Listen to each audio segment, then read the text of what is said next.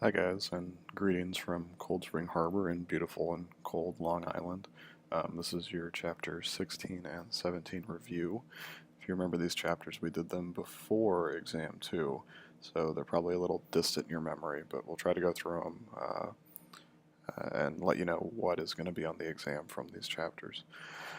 So chapter 16 was the sympathetic nervous system, and remember that the autonomic nervous system, and it's made up of the sympathetic and parasympathetic divisions. And this is mostly going to control your visceral systems, like your heart, your guts, those types of things. That's in contrast to your somatic motor system, which is more under conscious control. So skeletal muscle, that's your somatic motor system. But you can't consciously control your visceral motor system. Um, just remember that it's things like reflexes. So if the baroreceptor in your carotid detects increase in blood pressure, it's going to tell your brain that, and that's going to go back down through your vagus, through the parasympathetic division, and slow your heart down. So it's kind of this whole system that keeps everything in check.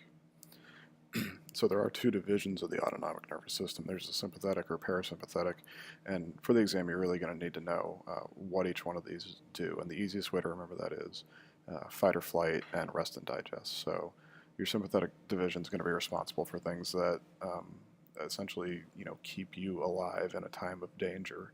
So it's going to take blood, shunt it away from your skin and your digestive organs, and move it to your skeletal muscle, for example.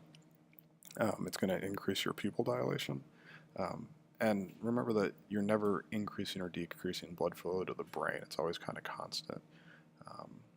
Alternatively, parasympathetic is your rest and digest. So it's going to take blood away from your skeletal muscle, divert it to your intestines for digestion, for example. It's going to slow your heart rate, close or constrict your pupils. And there's this concept of autonomic tone, which is really this balance between your sympathetic and parasympathetic divisions. So the how open your pupil is right now is some it's some back and forth between the parasympathetic and sympathetic divisions. So remember, in the autonomic nervous system, we have this idea of preganglionic and postganglionic fibers. So up here they're showing you an efferent fiber that is innervating a muscle, and that's different in the autonomic nervous system, where you have this preganglionic and then this postganglionic fiber. And then where these synapses is important. This is, from this perspective, a two-neuron pathway. The preganglionic fiber is myelinated, and the postganglionic fiber is not myelinated. The neurotransmitter between the preganglionic and postganglionic is going to be acetylcholine, and then the postganglionic neurotransmitter is either going to be acetylcholine or norepinephrine, and we'll talk about that toward the end of this chapter. So the key here so starting with the sympathetic division, remember that all of the nerves come out of the majority of the nerves come out of the thoracic or lumbar regions of the spinal cord.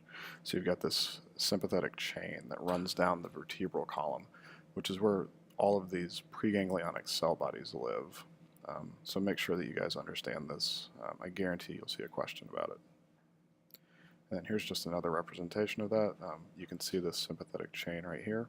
So these again are all the cell bodies of the preganglionic neurons of the sympathetic nervous system.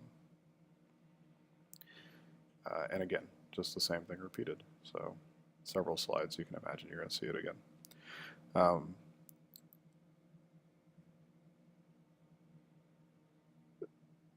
Okay, I screwed that up. Sympathetic cell bodies, the postganglionic neuron cell bodies live in these sympathetic chains. The preganglionic cell bodies live in the spinal cord. I have only had one cup of coffee this morning, so I apologize. But the idea here is that these preganglionic neuron cell bodies, they live in the spinal cord. They're going to exit at some level of the spinal cord, and then they're actually going to travel up and down the sympathetic chain to some other location, or they could actually exit at the location where they come out of the spinal cord at. The adrenal gland, we talked about the adrenal cortex in the endocrine chapter. In this chapter, we talked about the adrenal medulla. That's because it's essentially just a sympathetic, postganglionic sympathetic neurons. And the key here is that they release three types of hormones: epinephrine, norepinephrine, and also dopamine. So knowing those three are released by the adrenal medulla will be important for your exam. The parasympathetic division, so this again is the rest and digest division. The thing to notice here is that there is no sympathetic chain. These neurons are going to come out. Cranial nerves, for example, or down in the sacral region, they have their own splanchnic nerves, is what we call them. But we won't cover this until chapter 26 or 27, toward the end of the semester. The majority of the parasympathetic nerves are going to come down the vagus nerve and innervate the organs in your thoracic and cavity and the abdomen. The minority are going to come out these cranial nerves, 3, 7, and 9, and innervate your lacrimal gland, for example, your pupil, and some of your salivary glands as well. And remember that these are really long preganglionic, so in green here, these are extremely long fibers, and very short postganglionic fibers. And I think that this is essentially a recap of what I just said. Not a big deal. I just want to point out again that there's something called the enteric nervous system. It's really a parasympathetic nervous system. It's just that people name it a little bit differently. I wouldn't really worry about the enteric system for the exam. As far as neurotransmitters go, I want to keep it pretty simple. With the thing that I like you to remember is in both the parasympathetic and sympathetic divisions, you're going to have acetylcholine as your preganglionic to postganglionic neurotransmitter. Those postganglionic neurons are going to have nicotinic receptors on them. So here's another cartoon of that. And then your postganglionic to target cell. In the parasympathetic division is going to be acetylcholine. But in the sympathetic, it could be acetylcholine, and it could also be norepinephrine. If it's acetylcholine, it's going to be a muscarinic receptor, and if it's norepinephrine, it's going to be an adrenergic receptor. And then this is just the idea of sympathetic tone. It's just that the parasympathetic and autonomic tone. It's just the idea that parasympathetic and sympathetic nerves work together to kind of maintain some normal state for you. And that is all of chapter 16. So let's run through chapter 17 fairly quickly. So chapter 17, we covered things like your general senses, ear anatomy, eye anatomy. I'm not going to be too heavy on the anatomy part, just some basic concepts. We have different types of nerves in the body that we detect things with. So for example, we have free nerve endings in our skin, which are going to be for detecting hot and cold, for example. Tactile cells, they'll detect pressure, and then hair receptors, they just have nerves wrapped around them that can detect that movement. I would simply know generally, a tactile corpuscle, what it'll do. What does a Ruffini corpuscle do? Know that on the muscles there are stretch receptors, and on the tendons there are also stretch receptors. I wouldn't spend a whole lot of time on this. And here's just an image of all those, just so you have a feel for them. As far as the afferent pathways into the central nervous system, we touched on this a lot on the last exam, but I just want to reiterate it really quickly. It's a 3-neuron pathway, and you guys should be very familiar with this by now. So your first order fibers, so for example, for hot and cold or for touch and pressure, they're going to come into the spinal cord. They're going to synapse with a second order fiber, and then that second order fiber is going to synapse with a third order fiber or neuron, and that's going to go up into your brain. So here is the pain and temperature pathway. So this first order neuron is going to come in and synapse almost immediately in the spinal cord. It's going to decussate. It's going to ascend to the thalamus. it's going to cross the it's not going to cross the midline after it decussated here at the spinal cord. It's going to go up through the thalamus, and then in the thalamus it synapses with the third order neuron, which then goes to the sensory cortex. Okay, so the only thing that I really want you to know about taste is you don't really have a taste receptor for anything, or I should say, know what you don't have a taste receptor for. So you have receptors for sweet, sour, umami, and I don't remember the fourth one right now, but know those. I would know the basic anatomy of a taste bud. So just it's this bulb kind of with supportive cells, and then these taste cells, and they synapse, or they have nerve fibers on the end of them, which then transmit that message to the brain.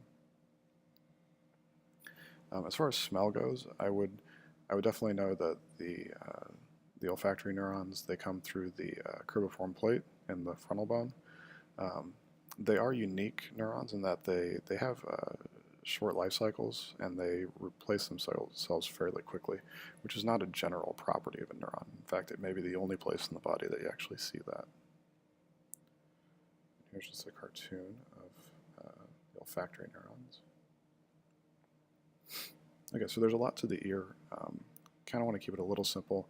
Just make sure you can divide the ear into the outer, middle, and inner, and know what the divisions are. So the tympanic membrane, for example, and then also the vestibular cochlear apparatus, which is the inner ear. I would know the three bones, the malleus, incus, and stapes, and then also know the two muscles that act on those, tensor tympani, and then also the stapedius muscle. We'll go through this a little bit more in detail. I would just know these structures, or just know that they are there, I would say. Understand that the auditory tube is kind of a nasopharynx tube, so it connects the, not nasopharynx, sorry, it connects the middle ear to the pharynx.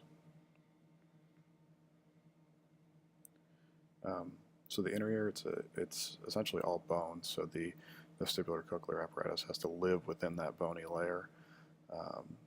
I would understand the term endolymph, perilymph, for example, and know the difference, of course, between the vestibule and the cochlea. And then we've got those semicircular canals, and which are different than the utricle and saccule, and we'll talk about those here in a second. So this is the inner ear, of course. Your cochlea, trying to think the best way to go through this. But let's start with the vestibular apparatus. You've got the three semicircular ducts, which are used to detect kind of the rotation movement. And then you've got the utricle and the saccule, which kind of detect your position in space. So if you put your head down, the sensation of your new orientation comes from these two organs. But if you spin around in your chair, that sensation is going to come from these semicircular ducts. The thing that I would remember about the cochlea is that it's a spiral organ, and then don't worry about where you detect certain sounds, but I would at least think about the hair cells within it. So there's that single layer of hair cells, which is actually what's doing the detection of sound, and then you've got the supporting layer that's kind of on the outside. Also think about the orientation of the membrane, which actually stimulates those hair cells. So here you've got the tectoral membrane, which actually detects, or which actually moves the inner hair cell, which is how you actually detect sound. And then you've got these outer hair cells, which are simply there to kind of fine-tune your hearing, or kind of either let the membrane move more or less.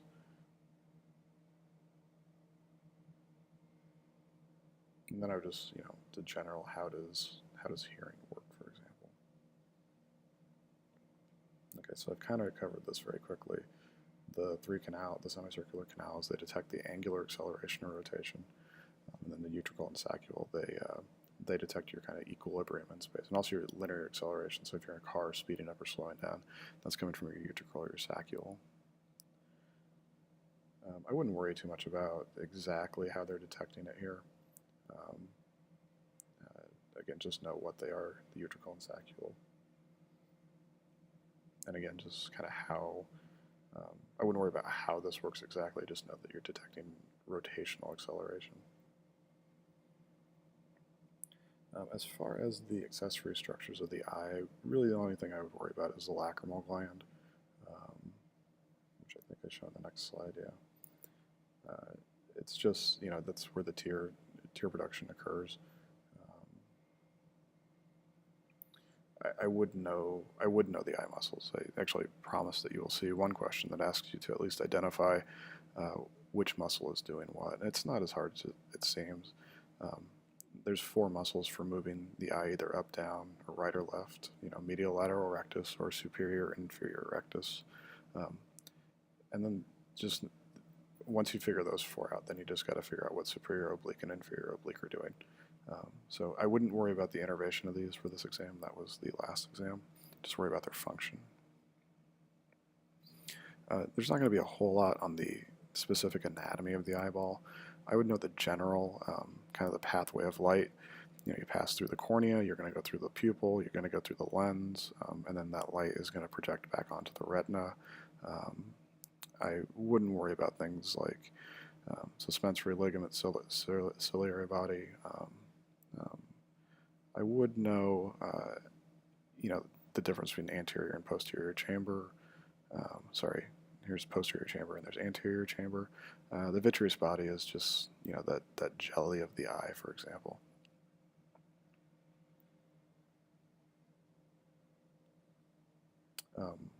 One thing I would like you to know is, what is going on at the fovea? Why is it there? What goes on at the optic disc, and why is that there? I would know the kind of cells that are enriched in the fovea, especially because I messed it up and got it backwards. I want to make sure you guys don't get it backwards. And then I would just understand that when you have an eye disorder, I guess is the right way to say it, just understand that you're focusing the light in the wrong area because of the length of the eyeball, or the shape of the eyeball, I should say.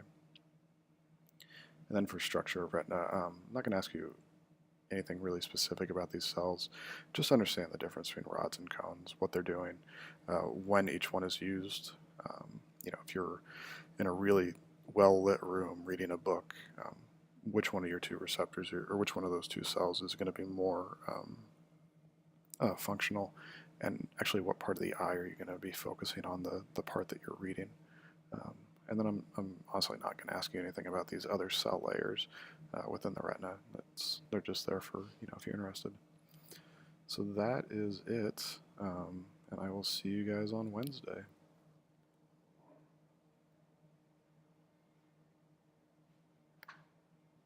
See if I can find my quick time.